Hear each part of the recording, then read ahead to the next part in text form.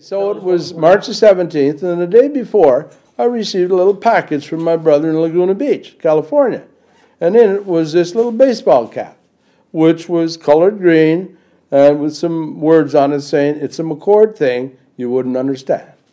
So naturally, I wore it on St. Patrick's Day. So I had a coffee at Starbucks at Saint Laurent, and then after I went into the LCBO to get a bottle of wine. I picked out a nice bottle of Beaujolais at a special price, and I took it to the counter.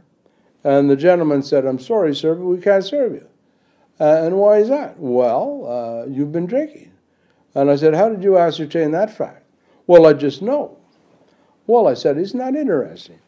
And at this point, he called the other chap across the way to come over and get his opinion. And he corroborated what the first guy said.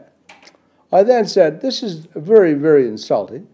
I've lived in this town all my life. I've never been drunk in my life. I don't drink during the day. How in the world did you ever figure out whether I've been drinking or not?" "Well, we just know." I said, "Thank you very much. I will now buy all my wine from the wine rack." I left the store. I went into Starbucks. I phoned the Ottawa Police Department and asked them to come and give me sobriety as what do you call it, a breathalyzer test.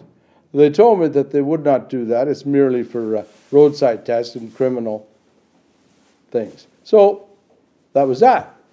So then I went down to the LCBO on the corner of Rideau and King Edward. I went inside and I asked where the manager was.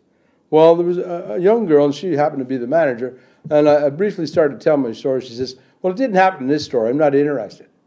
That was that. So then I met a young girl from Newfoundland, and she served me and showed me a cheaper bottle of Beaujolais, which I bought, and that's what I bought.